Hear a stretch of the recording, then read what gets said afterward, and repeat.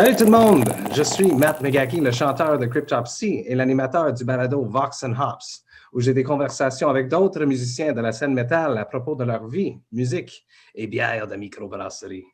Aujourd'hui, je suis très content d'être ici pour la 8e table ronde virtuelle de la Mondiale de la bière.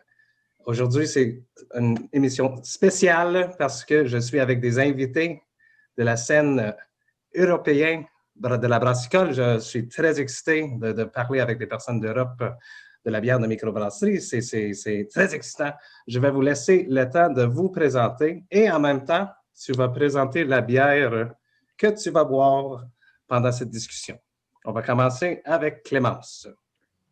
Bonjour, alors je m'appelle Clémence Thibord, je suis la créatrice de la brasserie Thibord et la brasseuse. J'ai démarré en 2018, avant j'ai fait une année de gypsy chez Thirier notamment, Grand Paris et Brasserie de la Pleine Lune. Je suis installée dans mon village d'enfance et je brasse avec une partie des céréales qui sont cultivées par mon frère et qu'on a fait malter chez Soufflet, un grand malteur du coin. Et voilà, et je suis ravie de participer à cette table ronde. Et je présente ma bière? Oui, s'il vous plaît. Alors, je présente la petite nouveauté de la brasserie. Alors, nous, dans mon département, on est encore très arriéré sur la bière. Et du coup, j'ai sorti une canette, la Sensen. Et du coup, ça marche très bien en France, mais dans mon coin, les gens ne sont pas trop habitués à la canette. Donc, c'est un peu pour remuer la clientèle locale, leur faire comprendre qu'en fait, une IPA en canette, c'est quand même vachement meilleur.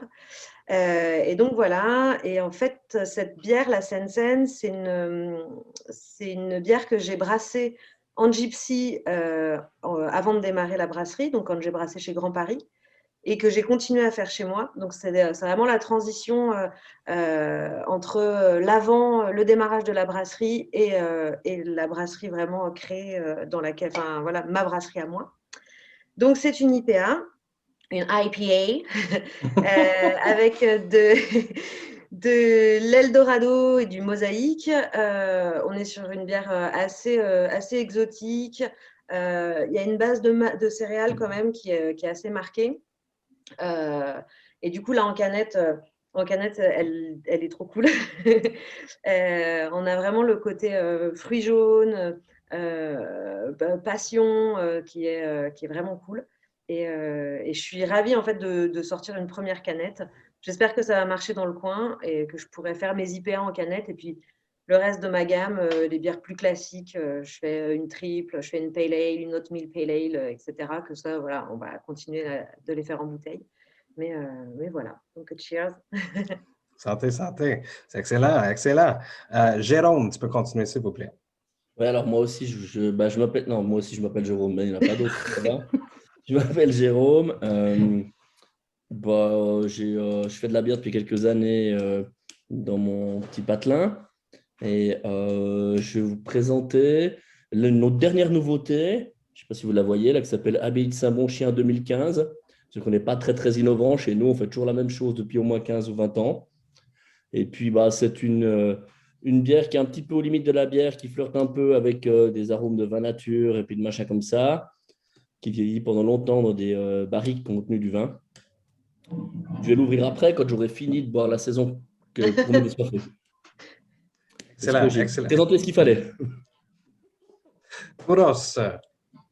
Alors, salut à tous. Moi, c'est Kouros, cofondateur de la brasserie La Nébuleuse. On est basé à Renan, à côté de Lausanne. Personnellement, je m'occupe de la production. Et, moi, je suis en train de boire une bière qui s'appelle la Speakeasy, qui est une session IPA à 4%. Pour commencer, hein, parce que bon, on verra pour la suite. Mais Session IPA à 4%, une base de Pilsner, une touche de blé pour quand même lui donner une petite longueur, houblonné au Mandarina Bavaria. Donc, je pense que ça va être parfait pour la dégustation. Et accessoirement, grand fan de Cryptopsy. Donc, je suis très content d'être là. C'est excellent, ça. Exactement. Marie-Lou. Je me présente, Marie-Lou Cathy. Je suis chef de projet et directrice de l'école de biérologie Bière. Je travaille principalement à Montréal depuis 16 ans. Et comme on est une petite équipe, j'ai plein d'autres tâches connexes. Je m'occupe entre autres des importations, donc ce qui m'a permis entre autres aussi de rencontrer tout ce beau monde. Puis aussi, je m'occupe du concours Bière à l'extérieur, donc pour nos événements à Paris puis au Brésil. À Montréal, c'est mon ami Serge Noël qui est coordonnateur à ce moment-là. Et qu'est-ce qu'on va boire, Marie-Lou? On Parce va qu'on a boire. les mêmes bières. Tiens, pour faire une petite référence à notre événement au Brésil, j'ai choisi la grisette de la brasserie Butter Brown. Merci, Matt. Donc, la brasserie Butter Brown qui est située à Curitiba, qui est juste dans la région du Paraná, au sud de Sao Paulo.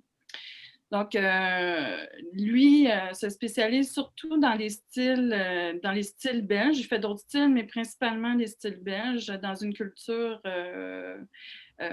principalement à la base. Il y a quelques années, là, c'était seulement allemand.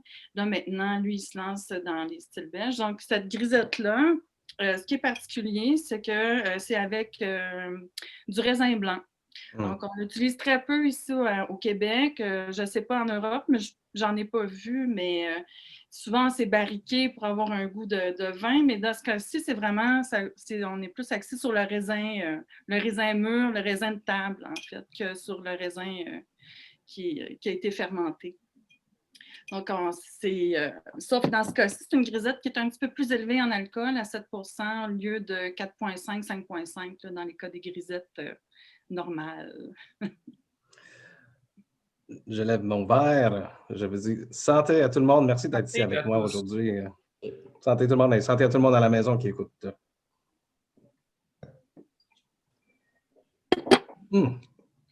C'est délicieux. Délicieux. On va commencer avec une question simple. Est-ce que vous vous souvenez de votre première bière? La première bière que vous avez bu dans votre vie? On va commencer avec Clémence. Honnêtement, je pense que c'était une bière de basse qualité, très industrielle, très légère en alcool et désoiffante. Ça, c'est une première bière, on va dire, adolescente.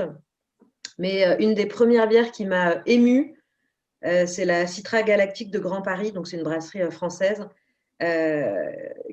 où vraiment, je me suis dit, en fait, la bière, c'est trop bon. Et voilà, on va dire que la première bière, je devais être jeune, ça devait être en soirée. Et ça ne m'a pas du tout émue plus que ça, parce que c'était une amertume pas bonne. Mais la première bière qui m'a marquée, c'était vraiment la Citra Galactique, je pense. Même si je buvais déjà d'autres bières plus craft, on va dire. Mais celle de Grand Paris, c'était mon gros coup de cœur, qui reste mon coup de cœur pour toujours. C'est excellent, excellent. Et toi, Jérôme, ta première bière? Alors moi, vous n'étiez même pas né, évidemment. Non, j'avais des terribles notes en allemand et mes parents avaient décidé de m'envoyer aux Allemands à Düsseldorf et je me suis retrouvé zum Uriger à boire des Alt, hein, qui en fait est une espèce de real ale, mais il ne faut pas leur dire, sinon ils vont arrêter d'en produire. Ah, non, c'est pas vrai. Et c'est là que j'ai appris, c'est peut-être pas la première fois que j'ai bu de la bière en cachette ou comme ça, mais c'est là que j'ai appris à apprécier la bière, apprécier l'amertume, apprendre le fond de gorge, ce genre de choses. Assez intéressant. Et quelque chose comme 20 ans après, au travers de mon importateur US Be United, j'ai envoyé de la bière chez Uriger pour un beer dinner. Ce qui était une espèce de consécration. Yeah. C'est arrivé le souvenir. Et toi, Kouros? Je suis très heureux d'entendre ça de Jérôme, en fait, parce que je ne suis pas aussi jeune que lui, malheureusement, mais moi, je viens en fait je suis moitié allemand. Ma famille allemande était en fait brasseur à Düsseldorf, justement, ils faisaient de la Alt. Donc, je suis très heureux d'entendre que c'était sa première émotion de bière. C'est quelque chose qui a baigné dans ma famille et dans les discussions, potentiellement quand j'étais jeune, sans pouvoir en boire. J'ai découvert la halte en fait beaucoup plus tard, de manière gustative. Mais ma première émotion de bière, on va dire, c'était assez simple, c'était de la Chimay bleue. À mon âge, en Suisse, enfin, du côté donc, roman, le côté français de la Suisse, si on voulait boire des bières spéciales, c'était en général des bières d'influence belge. Et la Chimay bleue, c'était la bière qui m'avait…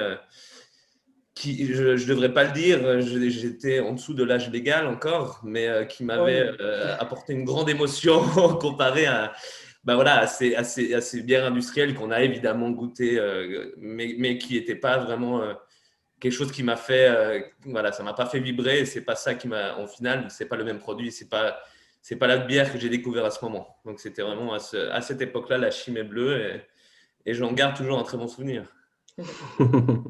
Et toi, Marie-Lou? À mon époque, bon, il n'y avait pas vraiment grand-chose, donc ça a été vraiment les bières de grande brasserie, les premières. Mais sinon, après ça, on a eu la chance dans les années 90 d'avoir Unibroue qui est arrivé un peu partout, qui était distribué un peu partout. J'habitais dans un village, donc ça a été un premier coup de cœur. C'était la fin du monde d'Unibroue. Yes. Donc, après ça, on a commencé à connaître la gamme. Puis ensuite, je suis partie au cégep, donc au collège à Montréal. Puis là, c'est là que j'ai découvert la SAQ bière. Donc, pour faire un relais avec Kouros, c'est là que j'ai découvert la Chimay bleue. Mais les premières fois où j'ai goûté à des bières belges, c'était là, dont la Chimay bleue. Il y avait aussi, après ça, les Brou-Pommes de Montréal. Donc, le Cheval Blanc, la Mer à boire à cette époque-là. Puis ensuite, ça a été le Sergent Recruteur. Donc, c'est vraiment mes premiers coups de cœur bières de microbrasserie. J'aimerais parler et découvrir pourquoi vous travaillez dans le monde brassicole. Comment est-ce que vous avez commencé d'être là, dans ce milieu? On va continuer avec Marie-Lou, tu peux continuer. OK. Moi, j'ai une formation en musique. Après ça, je suis devenue une technicienne en tourisme. Je suis devenue guide touristique, guide accompagnatrice. Mais j'ai toujours aimé être dans les festivals. Puis je me suis toujours dit un jour, j'aimerais ça travailler pour un festival. Et dans un concours de circonstances, il y a eu une offre d'emploi pour travailler au Mondial de la bière. Donc, j'avais été bénévole en 2001 et donc j'avais adoré mon expérience parce que là, justement, j'avais découvert des nouvelles bières, tout ça. Puis là, je me suis dit, voici mon occasion. Donc, c'est comme ça que ça a été mon premier… c'est comme ça que je suis arrivée dans le monde de la bière, en fait, comme ça. C'est excellent. Et toi, Clémence? Alors, moi, en fait, je viens d'une famille d'agriculteurs. Et on fait de l'orge de brasserie. Et j'ai fait des études pas du tout dans ce domaine-là. J'étais justement dans tout ce qui est tourisme et gestion touristique et culturelle. Et en fait, j'ai eu envie de retourner à la campagne c'est très cliché, mais de trouver un sens, en fait, d'avoir un travail qui fasse sens et de me rapprocher de la ferme familiale. Et voilà, je m'intéressais beaucoup au vin, mais on n'avait pas de vigne. Je suis entre la Bourgogne et la Champagne, donc des terres où il y a beaucoup de vin. Mais en fait, on avait de l'orge. Et donc, je me suis dit, mais j'aime la bière, on a la matière première, faut que je fasse de la bière. Et donc, c'est comme ça que je me suis dit, voilà, j'aimerais bien brasser avec des céréales de mon frère. J'aimerais bien… puis j'ai commencé à découvrir le produit. Et j'ai trouvé que c'était encore plus vaste que le monde du vin.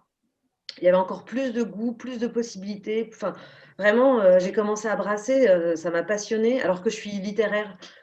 Donc la microbiologie, c'était un peu compliqué au début. Mais voilà, je suis venue comme ça et je suis toujours fascinée par la palette gustative qu'on a dans la bière. Il n'y a pas une bière qui se ressemble, il n'y a pas une brasserie qui fait les mêmes bières. Enfin, ouais, c'est génial. Donc voilà. C'est vrai, ça, c'est vrai. Et toi, Jérôme? Alors, moi, j'avais étudié l'énologie, donc faire du vin. Et puis, j'ai essayé de bosser chez un mec. Et puis, au bout de 2-3 semaines, je lui ai dit, écoute, gars, ça va pas trop aller parce que bosser comme tu fais, ça me plaît pas trop. Et il m'a viré. Puis je me suis dit, je crois que j'aurai plus tellement d'employeurs dans ma vie, ça sert à rien. Et ensuite, j'ai gratté un ticket chance et j'ai gagné du pognon, un concours télévisé pour les jeunes entrepreneurs. Et c'est comme ça que j'ai monté la brasserie et que, que je l'ai montée où elle est maintenant, quoi. Dans un petit village. Non, c'est spécial. C'est assez spécial. Ouais. J'ai commis un concours de circonstances, si on veut bien. Oui. J'adore des histoires comme ça. C'est nectar, hein. Sinon ça aurait pas été facile. Et toi, Kouros? Écoute, c'est drôle parce qu'on a tous finalement un parcours atypique. On vient pas forcément du milieu, on se retrouve là-dedans. Moi, j'avoue que je suis de formation, je suis juriste, donc absolument rien à voir. Mais brasseur amateur à la base. Et moi, je brassais avec mes 2 associés, donc Jérémy et Arthur. On brassait chez nous dans nos petites casseroles pendant nos études. Et il faut savoir en fait que Jérôme et la BFM, c'est des brasseries qui… Ma première émotion bière, c'est la Chimay Bleue, mais la BFM et les Trois Dames à son époque aussi, c'est des brasseries qui nous ont fait vibrer. Jérôme qui avait gagné justement ce concours télévisé, c'était des bières et des brasseries qui nous inspiraient énormément. Et en fait, on aimait brasser, on était jeunes, enfin, on est peut-être potentiellement encore toujours jeunes, même si on a pris des années potentiellement 3 fois plus que les 7 ans de l'existence de la brasserie. Mais on ne voulait pas travailler derrière un ordinateur, derrière un bureau. On avait besoin d'aventure, je pense. Et puis, c'était la volonté de se dire, on fait quelque chose qui nous fait vibrer. On est jeunes, donc c'était le moment de potentiellement prendre des risques. Et puis, on s'est lancé. Et voilà, ça fait 7 ans. Et je pense que je suis très heureux d'être brasseur et pas avocat, je dois t'avouer. J'ai parlé à plusieurs brasseurs des États-Unis, d'ici au Québec, au Canada. Je suis très curieux de savoir c'est quoi la grande différence de la scène américaine versus l'Europe. C'est quoi les forces majeures, les caractéristiques qui distinguent les 2 scènes? Je pense que l'Europe, le truc, c'est que l'Europe, c'est une multitude évidemment de cultures, d'histoires différentes. Donc la scène européenne, j'aurais de la peine à dire potentiellement. Par contre, ce qui est sûr, c'est qu'en Europe, à mon avis, il y a des pays qui ont une culture, une tradition brassicole tellement ancrée qui fait aussi que ce soit l'Allemagne avec le Reinheitsgebot, que ce soit l'Angleterre avec les Will Ales, que ce soit la Belgique avec les bières d'abbaye par exemple. Je pense que c'est des pays qui ont inspiré la scène américaine, qui a potentiellement démarré avec aucune histoire brassicole, donc elle avait aussi cette créativité ou cette possibilité de s'émanciper, mais en prenant comme expérience et puis comme inspiration la scène européenne, ou la scène de ces pays-là, on va dire. Nous, en Suisse, on n'a pas de culture de la bière plus que ça, surtout du côté français. Ouais. Du côté francophone, on est plutôt axé sur le vin. Et je pense que les pays qui n'ont pas de tradition brassicole ont potentiellement aussi une liberté de manœuvre beaucoup plus large. La Suisse, c'est quand même un pays même si c'est un pays divisé de manière linguistique, la partie allemande et la partie francophone, italienne et romanche. Mais on voit aussi qu'il y a énormément de craft en Suisse où les plus dynamiques viennent de la partie française. Et je pense que c'est aussi dû au fait qu'on est nous-mêmes sans contraintes historiques qui nous permet aussi à nous de s'amuser sur… On n'a pas le Reinheitsgebot ou la loi de pureté qui nous empêcherait ou qui nous tiendrait en arrière sur les volontés de création. Je pense à la scène américaine pour ça. Après, au final, la scène européenne ou le renouveau de la craft européen revient en arrière, s'inspire de la scène américaine. Ouais, c'est ça. Donc, il y a un peu ce va-et-vient historiquement, mais je pense que les deux se complètent finalement. Clémence, est-ce que tu veux Ouais, continuer je suis tout à fait d'accord. En fait, la scène nord-américaine va s'inspirer beaucoup de la Belgique, de l'Allemagne, l'Angleterre. Enfin, je pense énormément de la Belgique. Mais ils vont avoir une liberté qui est immense et du coup, il y a beaucoup de créativité. Et en fait, en France et le reste de l'Europe, enfin, je parle surtout pour la France, on va s'inspirer du coup des États-Unis. C'est-à-dire que c'est un ping-pong. Et après, la scène française, alors je ne parle pas pour la Suisse, hein, mais la scène française a quand même énormément évolué ces dernières années. Avec de la créativité aussi, mais c'est vrai qu'on garde une inspiration nord-américaine. Et la Nord-Amérique s'inspire de la Belgique, donc en fait, on ferait mieux de s'inspirer directement de la Belgique. Non, non, il y a vraiment ouais, ce jeu d'échange de connaissances.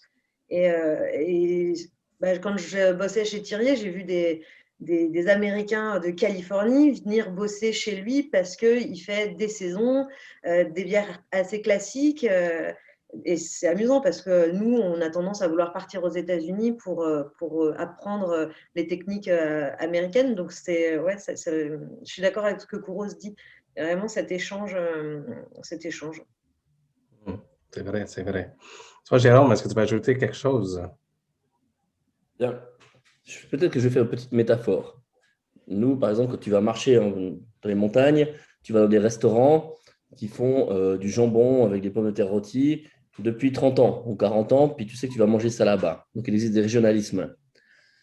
J'ai un peu l'impression que les brasseries américaines, c'est comme si c'était des restaurants qui font des sushis, des pizzas, de la choucroute et puis du fromage fondu. Et qui réinterprètent des styles genre une Kölsch qui devient une double Kölsch avec du yuzu et puis un houblonnage accru en fût de tequila. Et moi, j'aime bien quand même revenir à ce classique. Même si les États-Unis m'ont apporté beaucoup, j'ai beaucoup voyagé aux États-Unis, j'ai bu des hectolitres de bière ou des barils de bière, comme vous voulez. Mais j'aime encore bien, de temps en temps, revenir à des vrais classiques européens ou même des vrais classiques américains, par ailleurs. Hein. Mais l'un n'empêche pas l'autre, finalement. J'ai pas entendu. Je disais l'un n'empêche pas l'autre, finalement. Non, l'un n'empêche pas l'autre. Mais il y a une certaine déviance, et puis là, je fais un peu mon tonton la morale, je sais, mais quand je vois maintenant, la dernière fois que j'étais aux États-Unis, je ne sais pas si j'ai bu une bière qui avait moins de 25% de jus de fruits. Mais merde, quoi. Moi, j'aime la bière pour la fermentation, pour l'amertume, pour l'acidité, et puis ça devient des boissons pour les gamins, quoi. Ça devient des cocktails. Ouais, des trucs trop doux, trop sucrés, c'est du Fanta avec de la vodka, puis ça m'énerve. C'est pas ce qu'on a essayé de faire pendant des années. Essayer d'éduquer le palais des gens, leur dire qu'il y avait un changement. On s'approche un peu trop des indus, en faisant ça, je trouve dangereux. Un peu dérapé, mais je crois que beaucoup de brasseries dérapent un petit peu aussi. Et Jérôme est tout aussi acide que ses bières, j'adore. Oui.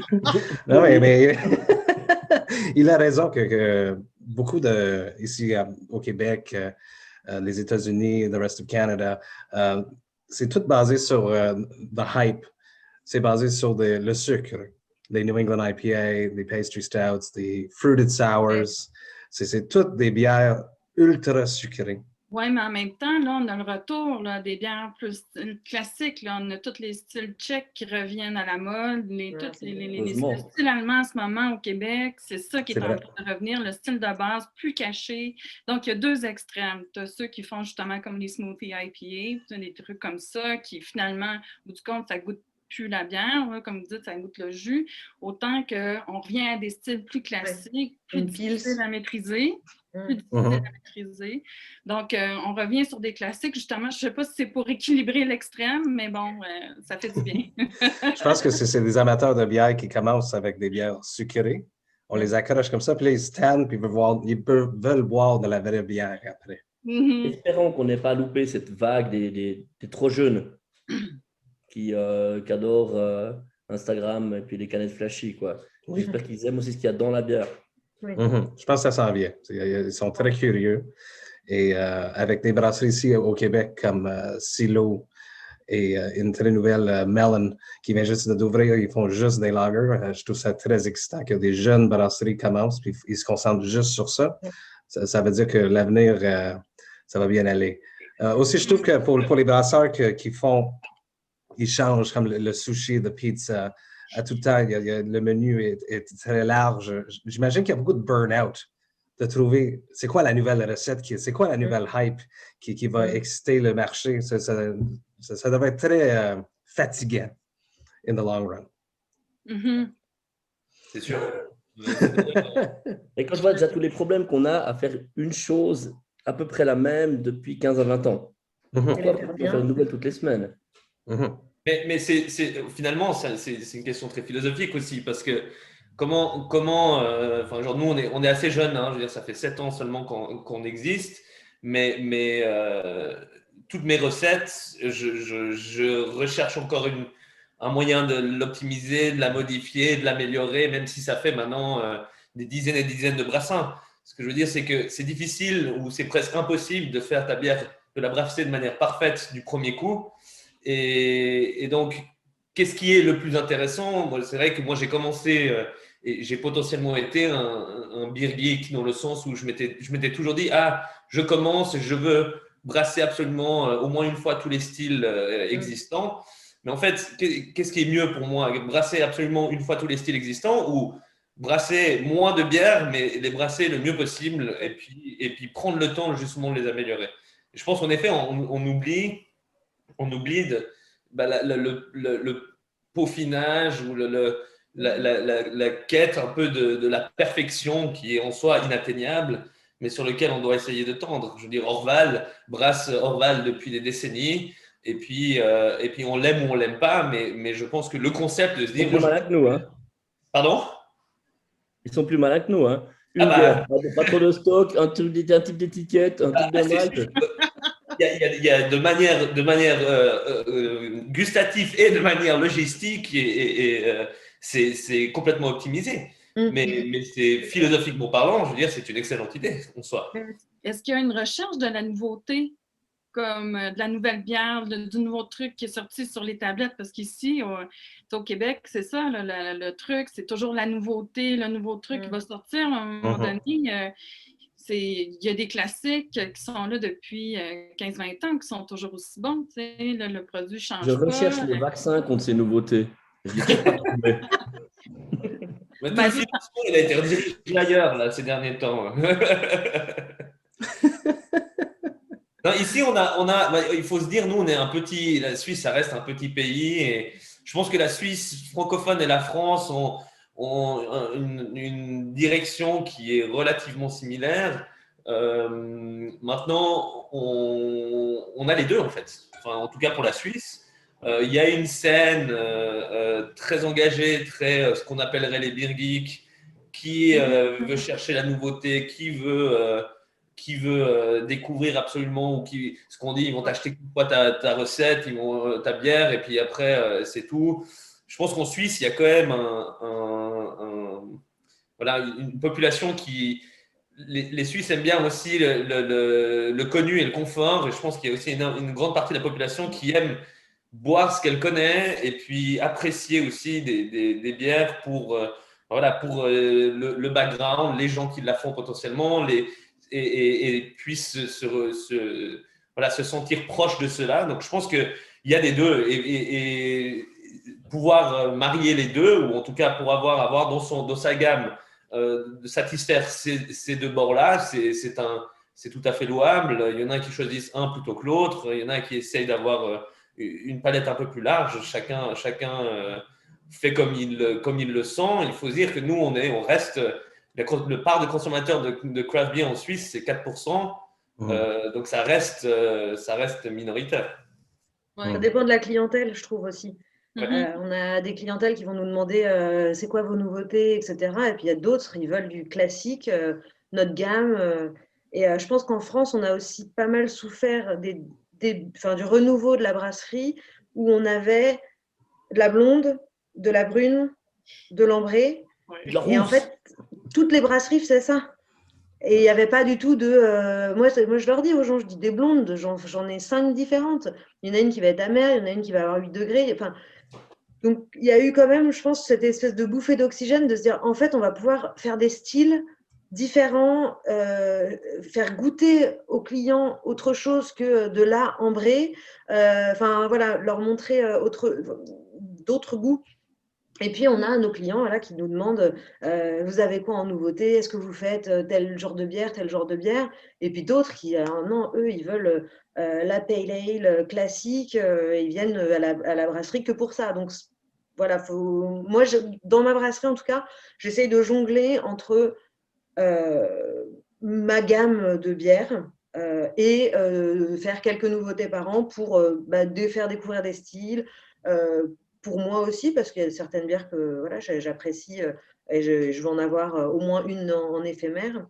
Mais comme tu disais, Kouros, c'est voilà, on fait on fait à notre sauce un peu comme on peut. Mais je pense que la Suisse et la France, pour ça, c'est comme tu dis, Clément, c'est très juste. Blonde, blanche, ambrée, brune, c'est rousse, Jérôme aussi. En Suisse, la partie francophone de la Suisse ne connaissait que ça. Mais Donc, là, il y a une énorme partie des encore beaucoup consommateurs. de brasseries qui utilisent encore ces termes-là. Ah oui, oui. Alors, clairement. Et c'est pour ça que pour nous, quand on a commencé la première recette qu'on a fait, ce qu'on considérait quand les gens nous demandaient une blonde, c'était ce qu'on leur servait, c'était une California Common. Et elle était justement cuivrée de couleurs. Donc, on aimait bien, ça nous faisait rire de justement les perturber avec ça. Vous avez une blonde? Ah oui, oui, bah, j'ai exactement ce qu'il vous faut. Et on leur sert une bière cuivrée. Et puis, ils sont un peu déboussolés, mais je pense que c'était aussi la volonté de leur faire comprendre que la bière, en effet, la palette aromatique de la bière va au-delà de juste la couleur. Et dans la partie francophone, que ce soit française ou suisse, francophone, il y avait en effet un énorme pan du consommateur qui classifiait les bières exclusivement sur leur couleur. Très intéressant. Moi et Marie-Lou, on va changer de bière. Oh. On va boire une bière très hype. Une brasserie qui C'est une bière pour sort. Jérôme. Oh oui, Jérôme va aimer ça, c'est clair. L'étiquette, il va aimer ça aussi, j'imagine. Excellent. Ça, c'est le 5e baron. Il vient juste de gagner, je pense que c'est la 3e place, meilleure nouveau brasserie au monde sur ratebeer.com. C'est de Gatineau. Présentement, à Gatineau, au Québec, il y a 4 brasseries qui brassent des bières de feu. Ils sont toutes malades. Bas-Canada, Gatineau, Gallicus, 5e baron et à la dérive. Ça, c'est un double New England IPA, 8%. Toutes leurs canards sont toujours très beaux et épatants. On va voir ça, Marie-Lou. Et pendant qu'on voit ça, on va parler de est-ce que The Haze, est-ce que ça s'est rendu jusqu'en Europe? Est-ce qu'il y a du haze? Il faut faire des hazy. Parce que des brasseries ici, que si tu as une brasserie, il faut que tu brasses un haze. Sinon, la clientèle ne va pas être intéressée. Oui, on a même une chanson, ça s'appelle Purple Haze.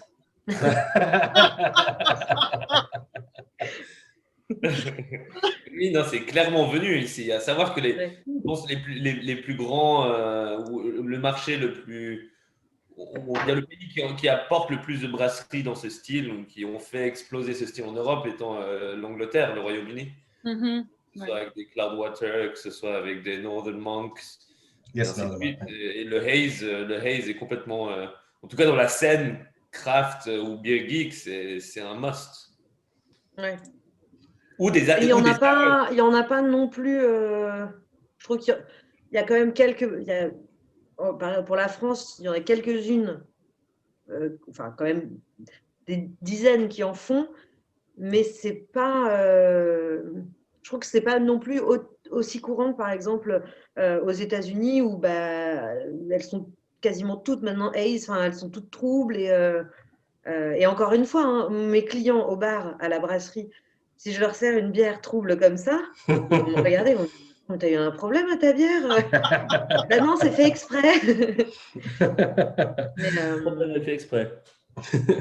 Dans la scène brassicole geek, enfin vraiment amateur, Ouais, ils recherchent beaucoup des haze, des bières Troublé. un peu bien troubles, beaucoup d'avoine, beaucoup de blé. Mhm. Dedans. Ah, celle-là, j'avoue que très bien réussi, celle-là, quand même. Là. C'est pas trop. On est sur le fruit de la passion, mais des fois, il y a un peu trop de sucre résiduel. Là, dans ce cas-ci, c'est vraiment bien équilibré là, dans ce cas-ci. Ouais, ils font Des des fois, tu as très, très... l'impression que tu bois du. Il y a une boisson là, de Five Alive, là, 5 en français, hein, que c'était vendu. Donc, c'est une boisson gazeuse qui goûte ça, là, les 5 fruits.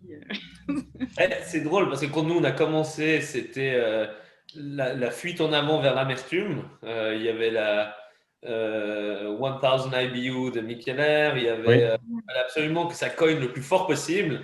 Ouais. Et là, c'est le haze, mais c'est aussi absolument la rondeur, la texture, Mhm. le manque d'amertume qui refait du surface. En effet, c'est le multifruit. Mhm. Ce qui en soi est pas mauvais. Je pense que c'est en effet la force de la bière aussi. Il y en a pour tous les goûts. Et les modes viennent et vont. À voir Oui. si ça reste. Ça va être aussi intéressant de voir la longévité de ce style. Mais on va pas se le cacher. Hein. Moi, j'adore en boire. Et puis, on a des très bons représentants en Europe, que ce soit en France hein, ou en Angleterre, et ainsi de suite. Marie-Lou, jamais parlé de MBR. Oui. Présente-nous, c'est quoi MBR pour tout le monde qui écoute? Ben, le concours Ambière, c'est vraiment un concours qui est unique en son genre, parce que tous les concours qui existent en ce moment, les concours de dégustation de bière, sont axés justement sur les styles. Puis, mais le concours Ambière, lui, se concentre vraiment sur juste la qualité intrinsèque de la bière. Donc, peu importe, est-ce que ça respecte le style ou non, on s'en fout un peu. On veut juste savoir, est-ce que c'est une bière qui est bien équilibrée? Est-ce que, puis même dans l'évaluation, on ajoute même l'aspect plaisir. Est-ce que c'est agréable de boire cette bière-là ou c'est totalement infect? T'sais? Donc, il y a vraiment l'aspect plaisir, ce qui fait que, puis ce concours-là est d'autant plus pertinent aujourd'hui, justement, avec tous les styles éclatés qu'on a aujourd'hui. Puis on le voit là, avec des grands concours, que ce soit avec le Great American Beer Festival, les grands concours sont rendus qui sont avec au-dessus d'une centaine de catégories, justement, pour essayer de décliner tous les styles. Donc, ça devient très complexe. Donc, dans ce cas-ci, ce qu'on veut savoir, c'est est-ce que c'est une bière qui est agréable? Est-ce que c'est une bière qui est bien fabriquée, qui est bien équilibrée? Puis, ce qui rend le plus complexe le concours, c'est justement que ça se fait à l'aveugle. Donc, on ne sait rien, on n'a aucune information. Ça se fait dans des verres noirs. Wow. Ça se fait dans des verres noirs. Il n'y a aucune consultation entre les juges.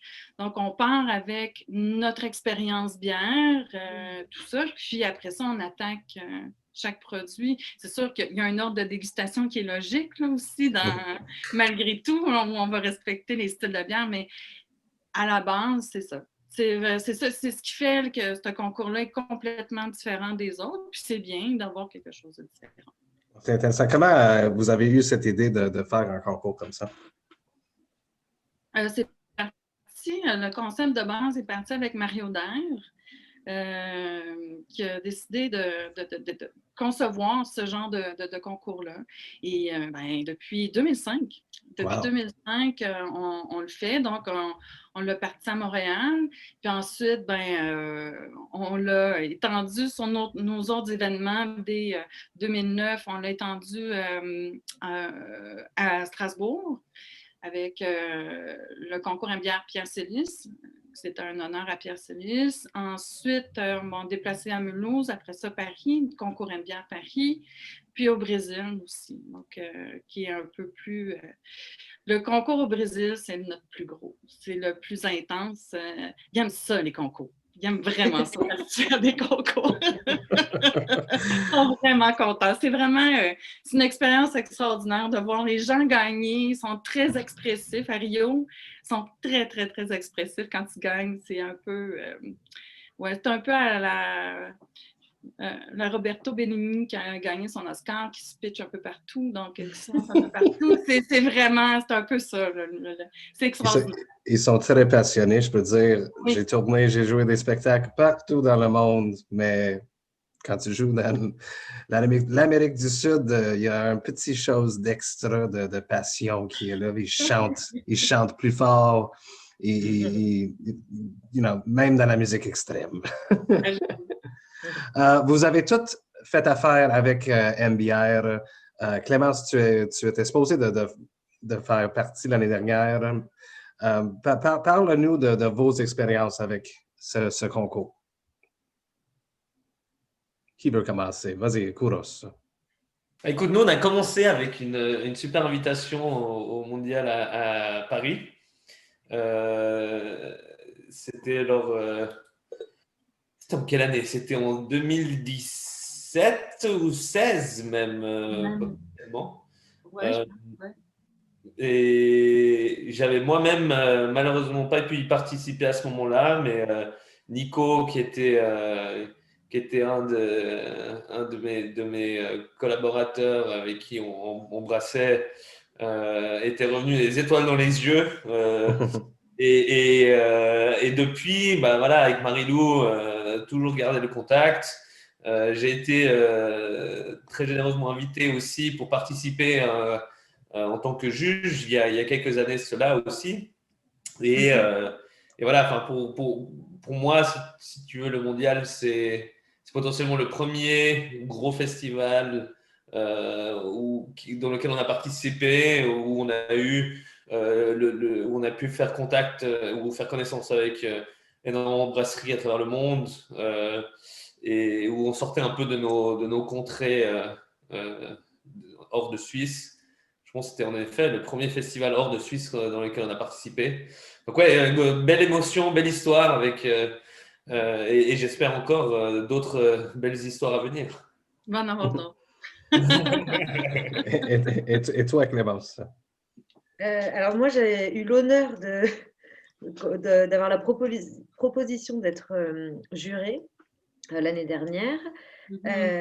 En fait, moi, le mondial de la bière, c'est un peu c'était le somme. Enfin, être juré à un mondial, au mondial de la bière, c'était pour moi l'aboutissement d'une vie. Wow. Et parce que, bah, en fait,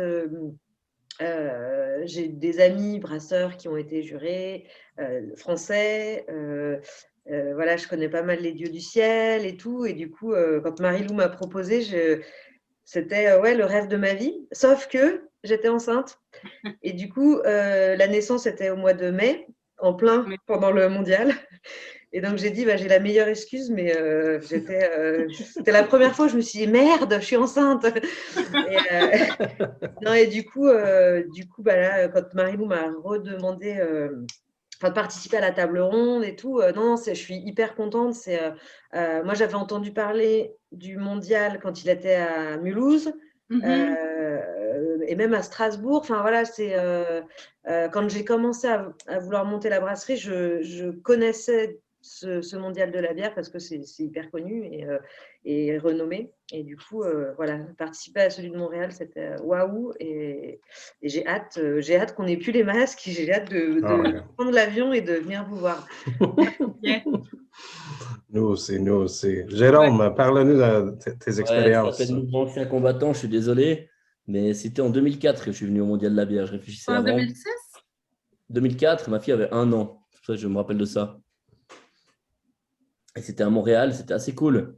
Et c'était un peu la première fois que je buvais des IPA américaines. Je me suis pris quand même 2-3 baffes. Et je venais de finir le livre Bring Up a Business. Je me retrouve à table devant Sam Calagione. C'était assez cool, quoi.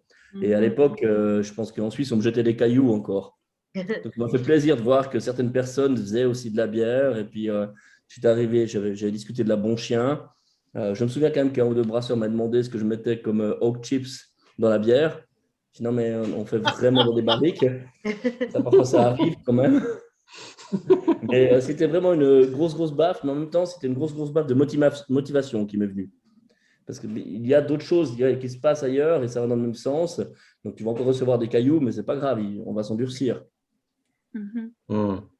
Absolutely. Est-ce que tu as été un juge pour MBIR? Je crois dans cette année-là, mais je ne me rappelle plus si ça avait déjà commencé, le truc seulement plaisir ou pas, dans ce que tu as dit avant, Marilou. Je Oui, crois, hein, oui, il y avait une absolument. grosse Oui, part sur tout à fait. l'appréciation du juge. Il y avait Mario qui était dedans aussi comme juge. Les autres, je ne me rappelle plus trop. Non, non, il aurait fallu, mais non, j'ai vérifié, oui, oui, tout était là. La base est toujours la même depuis le Ouais, début. ok, Donc, oui, oui, d'accord. absolument. Oui, oui, oui, ça n'a pas changé, ça. C'est génial, n'empêche, Ouais. de voir, enfin, goûter une bière, est-ce qu'elle me plaît, est-ce qu'elle est bien faite, est-ce qu'elle a des défauts, plutôt que de dire, ah non, mais la couleur, c'est pas suffisamment noir pour une bière noire.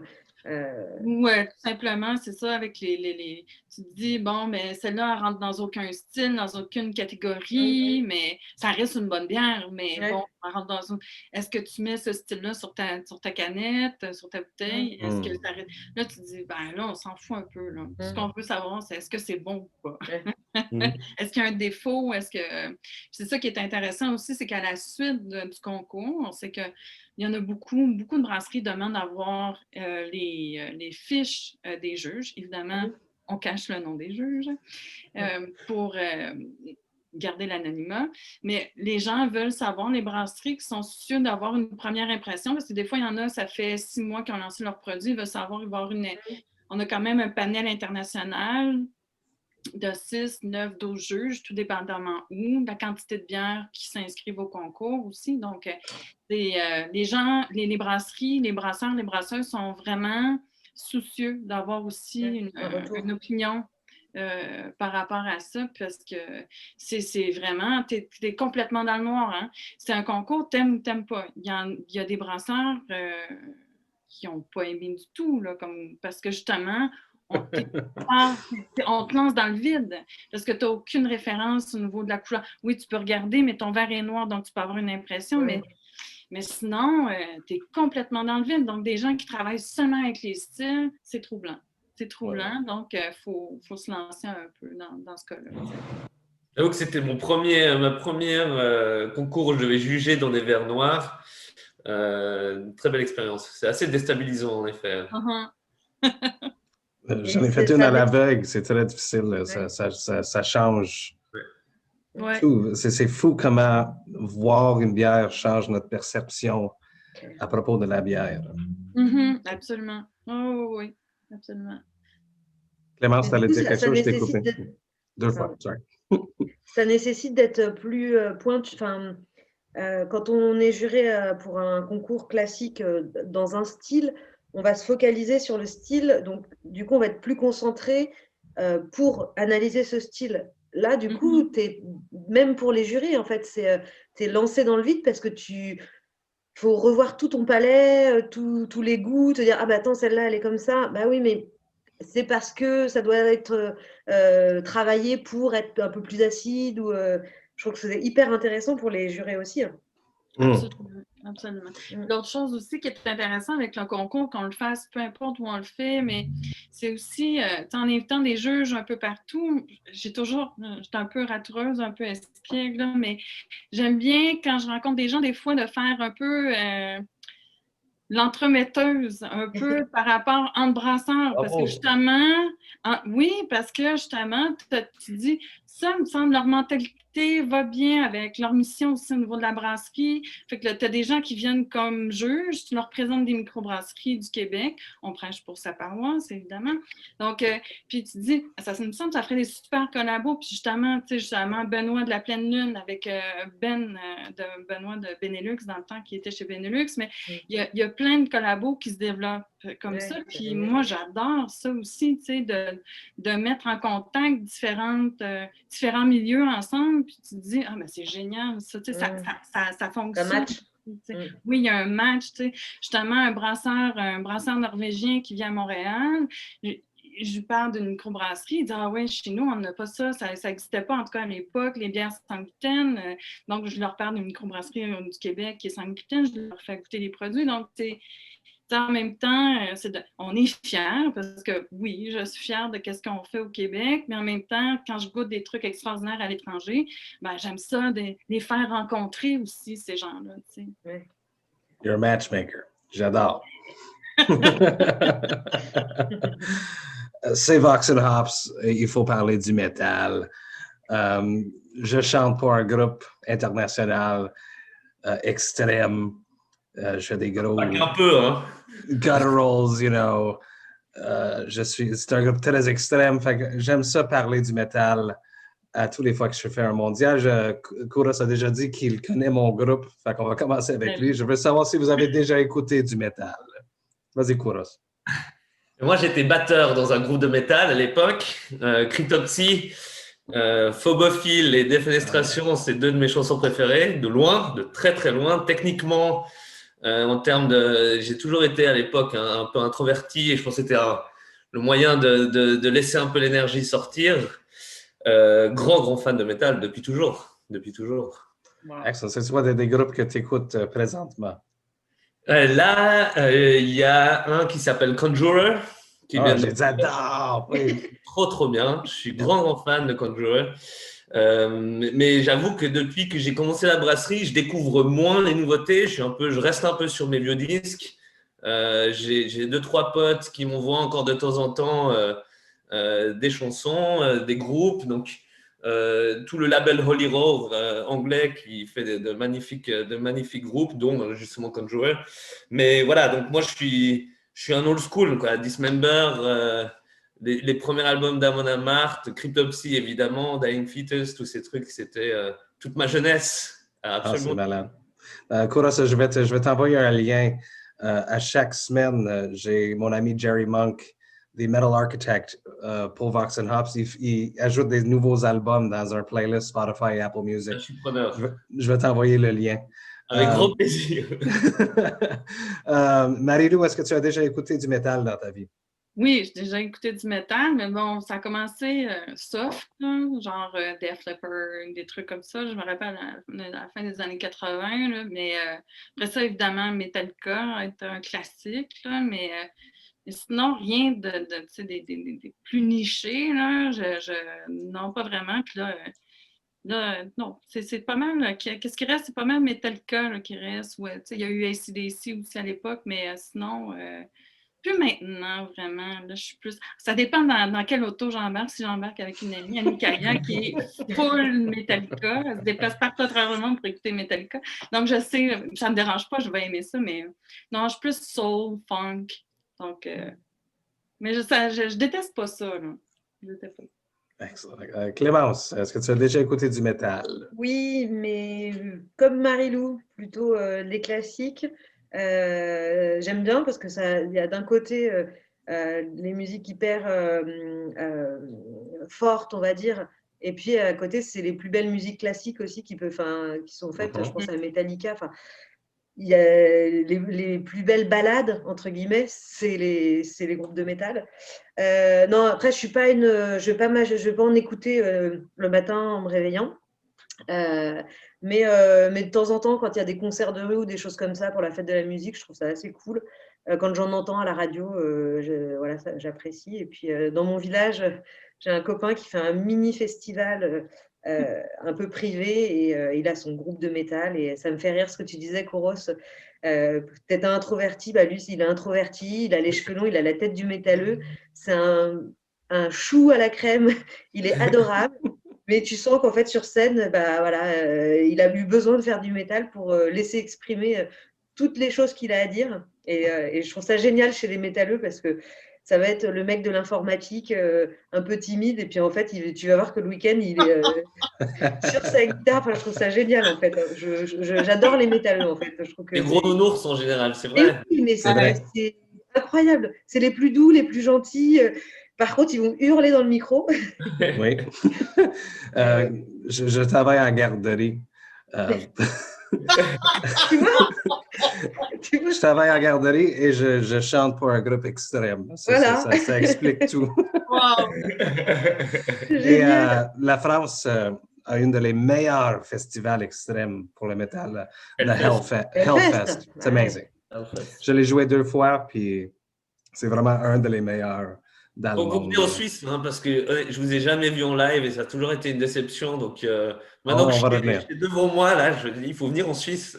Mais on a joué à un festival dehors dans les bois. Je ne me souviens pas du nom, mais c'était très cool. C'était vraiment dans les bois. Ça va me revenir pendant. Puis je vais le dire après. Jérôme, est-ce que tu as déjà écouté du métal dans ta vie? Est-ce que tu sais que les métalleux ne peuvent pas vomir?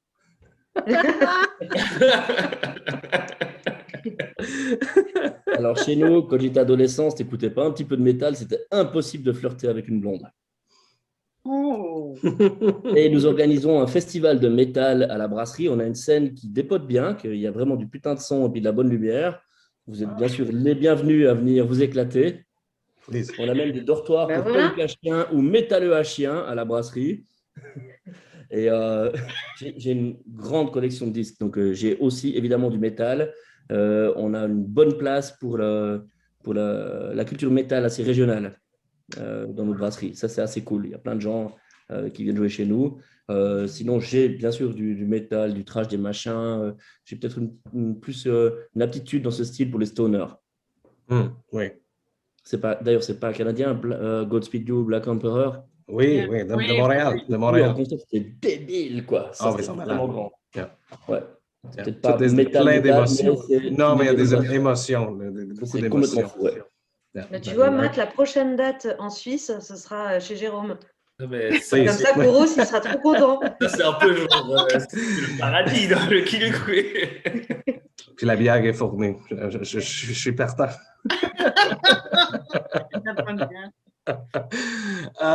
Je veux parler une petite dernier sujet, c'est les spectacles. Moi, je me souviens de le dernier spectacle que je suis allé voir avant que la pandémie a tout fermé. C'est quoi le dernier spectacle que vous êtes allé avant la pandémie? Qui Bon, peut rappel. commencer? Go for it. Vas-y, Jérôme. Alors, c'était à la brasserie, on a organisé ça. Est-ce que tu connais le label Vaudou Records? Non, je suis Vaudou désolé. Records, ouais, bref. Et 7 heures avant le concert, ils sont passés de 300 personnes, ce qui est déjà peu, à 100 personnes. Et on a accueilli Révérend Beatman, qui est un mec qui fait du garage rock. Et puis, il m'a dit, ça fait 42 ans qu'il fait des concerts. C'était hyper cool. Il est seul sur scène, il met une super ambiance. Et c'était le dernier truc que j'ai vu. C'était mi-octobre. On avait un petit peu interprété la loi à notre façon quand même. Et c'était Révérend Beatman. Malade. Clémence. Moi, je crois que c'était l'année dernière. Une humoriste française sur scène. C'était pas un concert, c'était une humoriste.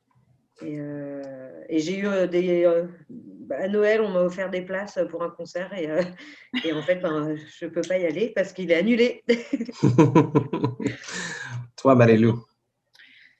Moi, le dernier concert, en fait, que j'ai vu, c'était même pas à Montréal. Là. C'était pendant le Mondial de la bière à Rio, qui était début novembre, si je ne me trompe pas. Puis après ça, janvier, février, puis mars, c'est tombé. Donc, c'est vraiment les spectacles qu'on a eus sur le bord de l'eau là-bas. Mais sinon, c'était plein de bands très différents. Mais entre autres, il y en a un que j'ai vraiment apprécié. C'était juste c'était un quatuor de cordes qui faisait des musiques super populaires, mais c'est la première fois que j'entendais quelque chose d'aussi bon. Parce que des fois, ils interprètent des trucs, puis là, tu dis, oh, c'est lourd. Mais là, c'était vraiment bon. C'était vraiment bien interprété, franchement. Là, mais il y a aussi à travers de tout ça. Donc, c'est la dernière chose que j'ai vue live. Là. Ouais. Ouais. Kouros. Moi, mon dernier live, c'était en effet il y a longtemps, quelques années. C'était à Montmartre, groupe suédois, évidemment du style en question. J'étais censé voir System of a Down l'été passé, après cet été, mais il y a peu d'espoir que ça se fasse en effet. Donc, on se réjouit de nouveau de headbang quelque part, un de ces quatre. J'ai très hâte. Très hâte que les spectacles recommencent ici à Montréal. Ouais. C'est une ambiance qui me manque beaucoup. Les festivals. Je suis très, très content qu'on a passé du temps ensemble. pour discuter de plein de sujets. C'est un vrai plaisir. Pour terminer, je vais vous laisser le temps de présenter ce qui se passe présentement pour vous, des choses qui s'en viennent, si tu veux faire du promotion des bières qui s'en viennent, des événements, des anniversaires, des special releases. Maintenant, c'est le temps. On va commencer avec Clémence. Alors déjà, merci pour ce moment, parce que c'était agréable de discuter avec vous tous. Non, pas de choses en particulier. Je n'ai pas forcément envie de faire de promo particulière. Juste passer un message à tous les copains brasseurs qu'on ne voit plus en festival et qui nous manquent. Dire à mes copains québécois, notamment Samy de Gallicus, que je vais venir le voir et qu'il va falloir qu'on fasse une collab. Oui, et voilà. Et puis, non, si, je vais faire la promo pour les Pink Boots parce qu'on est en train de monter le chapter français. Et j'ai brassé il y a 2 semaines une Pink Boots. Et du coup, j'ai hâte qu'on ait vraiment notre chapitre français. Et voilà, de pouvoir avoir ce réseau, des femmes travaillant dans le milieu brassicole. Donc voilà, c'est ça le petit coup de promo pour toutes les copines brasseuses et pas brasseuses qui travaillent dans les caves, qui travaillent pour les levures, etc. Jérôme. Alors, je dirais qu'on a eu beaucoup de chance parce qu'on a enfin eu du temps pour faire quelques trucs, pour réaliser des assemblages, pour mettre en bouteille. Et on a déjà 4 à 5 bons chiens cancrus, qui sont des éditions spéciales de la Bon Chien, qui sont en bouteille, peut-être pas encore étiquetées et tout. Et j'espère qu'on va pouvoir continuer à garder un petit peu d'avance avec ce système-là pour proposer des produits qu'on aura pu mûrir peut-être 1 ou 2 ans. En fait, ça fait partie de mon grand projet que j'ai depuis longtemps, d'avoir des bières un peu plus mûries, un peu plus vieillies, mais finies. Et là, on a bien pris de l'avance avec ça. On a 2-3 trucs vraiment super, éditions, des fûts sauternes, des blends spéciaux, des double aging Porto, enfin des trucs vraiment chouettes qui viennent. Très intéressant, très excitant. Kouros. Écoute, nous, on n'exporte pas vraiment, donc ça va être pour tous ceux qui sont en Suisse et dans les alentours. La première chose, c'est en effet, comme disait Clément, je vous remercie vraiment pour l'invitation. C'était un plaisir de partager avec vous. 2021, je pense, c'est un peu une année qui est pour nous une année un peu tournante. On est passé par voilà, comme beaucoup d'entre nous, des moments difficiles. On a profité malgré cela de faire un peu une refonte du design, de commencer on faisait depuis longtemps de la canette en 33, on a commencé en 50 centilitres parce qu'on reste un pays de grands buveurs. Et je vous invite tous, alors pour les Suisses évidemment, ils peuvent venir sur place découvrir nos bières, mais je vous invite tous ceux qui peuvent et quand vous êtes dans les parages, vous êtes le plus que bienvenus. Et ça me ferait un plaisir de partager en live la prochaine fois avec tout le monde. Oui. Marie-Lou. Moi, je vais inviter tous les gens de la table ronde à continuer à nous suivre durant nos événements virtuels tous les 2e jeudis du mois. Donc, on essaie de présenter des brasseries pour les encourager dans ces moments-là difficiles. Donc, on essaie de les encourager à notre façon, avec les moyens qu'on a en ce moment, pour encourager les gens à passer chez eux, à boire local. Donc, on fait ça. Puis aussi, vous pouvez toujours acheter notre super verre. Oui, je l'adore. Nous le montrer, c'est meilleur que moi, Matt. Donc, oui, le verre du montage à bière, qui est… Elisabeth Pierre qui l'a fait. Oui, avec Peugeot Saveur, qui est vraiment… Il est bien, hein? Ah, il est vraiment bien. Top, hein? C'est ce que j'ai dit à Elisabeth Pierre. Je ne sais pas comment j'ai fait boire avec ça parce que on avait eu toute une évolution au niveau du verre. Tout ça, on a eu Théo Mousseau qui avait fait le Técou. Mais là, franchement, avec celui-là qu'Elisabeth a fait, franchement, c'est extraordinaire. Le nez, surtout quand moi, j'ai un nez plutôt paresseux, mais avec ce verre-là, c'est extraordinaire. Franchement, j'adore. Donc, qui est disponible au mondial. Donc, les gens peuvent nous écrire, peuvent l'acheter en ligne. Oui. on en a. C'était ça de l'événement. En fait, justement, par chance, on n'avait pas mis de date dessus. Yes. Oui, je dis à tous mes musiciens, Ouais. toute tournée, on fait toujours des T-shirts avec les dates de tournée. J'ai dit, on ne fait pas ça. On ne fait pas ça Non, pour au moins non. 2 ans. C'est le T-shirt qui se vend le plus quand tu fais des tournées. C'est le T-shirt que tout le monde veut. J'ai dit, on ne fait pas ça parce que on ne sait jamais. Non. Mais la prochaine mondiale se passe du 7 au 10 octobre. Absolument. Ça va arriver, on va être là, je suis très, très hâte On de me retrouver l'espère. à tous mes amis, goûter des bonnes bières. Oui, on l'espère très, très, très fort. Pour moi, le balado Vox and Hops, je publie au moins 2 épisodes par semaine. Tu peux toujours trouver ça sur tous les réseaux de balado ou tu peux aller à mon site web voxandhops.com, that's voxandhops.com et toutes les informations sont là. Je veux remercier l'équipe du Mondial, Carole, Janine et Marie-Lou. Je lève mon verre pour tout organiser tout ça. C'est vraiment très excellent. Beaucoup. À toi et Jessica, ta belle Oui, douce. Jessica aussi, oui, qui est en train de garder les enfants calmes pendant ce moment-ci.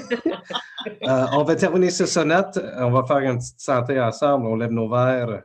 Je suis très content de passer ce temps avec vous, des personnes internationales ensemble pour l'amour de la bière. Je trouve ça très, très spécial. Je suis très content qu'on a passé ce moment ensemble. Santé tout le monde. Merci. Merci. À bientôt.